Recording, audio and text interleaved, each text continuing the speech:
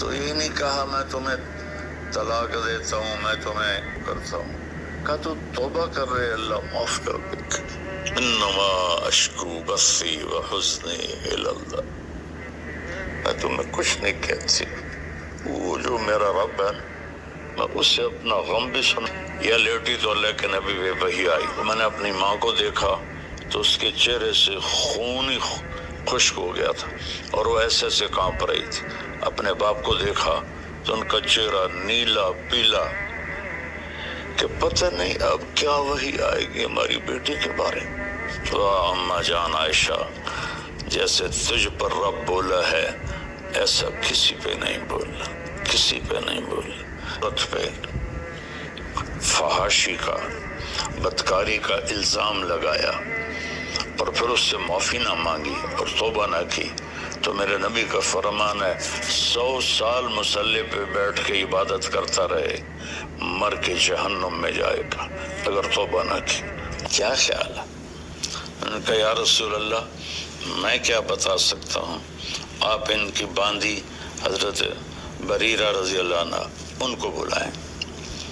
تو حضرت بریرہ تو آپ نے فرمایا پھر مجھے سچ بولنا، غلط نہ بولنا، الزام، بہتان، جھوٹ، جس نے کسی نیک عورت پہ پتہ ہے کہ یہ خبیث بیٹھا ہے منافق عبداللہ بن ابی جس نے یہ ساری تہمت چلائی ہے، لیکن میرے نبی نے ممبر پہ کھڑے ہو کر کیا کہا، کبھی زندگی پر نام نہیں لیا۔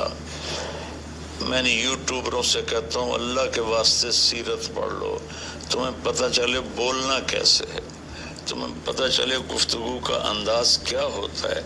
تم تو دین کے نام پر ہی بددینی پھیلا رہے ہو اللہ کے بندو، جیسے تمہارے بول ہیں، جیسے تمہارے رویے ہیں۔ میرے گھر والوں کے بارے میں مجھے بہت پریشان کیا ہے۔ حَلْ يَعْذِرُنِي مِنْ رَجُلٍ قَدْ آذَانِي فِي أَهْلِي، نہیں نام لیا کہ یہ بیٹھا ہے عبداللہ، اور یہاں ایک دوسرے کا نام لے کے چیلنج کر رہے ہیں، چیلنج کرتا ہوں، اوے سیرت پڑھو، اوے سیرت پڑھو۔ تو سعد بن معاذ کھڑے ہو کے، وہ اوس قبیلے سے تھے، یا رسول اللہ بتائیں کون ہے، اگر میرے قبیلے کا ہے ابھی اس کی گردن اڑا دوں گا، اگر خزرج کا ہے تو میں اس سے جنگ کروں گا۔ تو سعد بن عبادہ خزرج قبیلے کے تھے، وہ اپنی قومی غیرت میں کھڑے ہو گئے، کہنے لگے تو ہاتھ لگا کے دکھا میں نمٹ لوں گا تم سے۔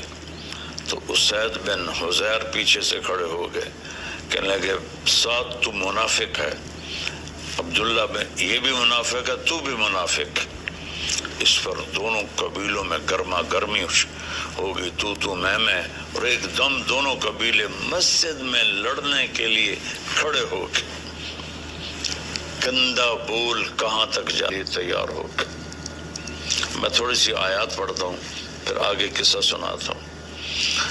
اعوذ باللہ من اللہ کا کلام اترا ہے، جتنا غضبناک ہو کر اللہ کا کلام اترا ہے اتنا کسی جگہ بھی اللہ نے اپنے غضب کا اظہار نہیں فرمایا۔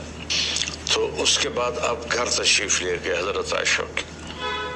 حضرت عائشہ کا منہ دیوار کی طرف تھا، وہ لیٹی ہوئی رو رہی تھی، اور تیسرا دن تھا، تو ایک انصاری عورت بھی بیٹھی تھی، ابوبکر اور ام رومان آپ کی والدہ بھی بیٹھی تھی۔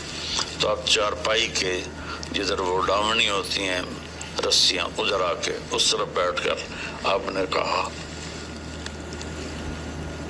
عائشہ اگر تجھ سے کوئی گناہ ہوا ہے تو توبہ کر لے، اللہ معاف کر دے گا۔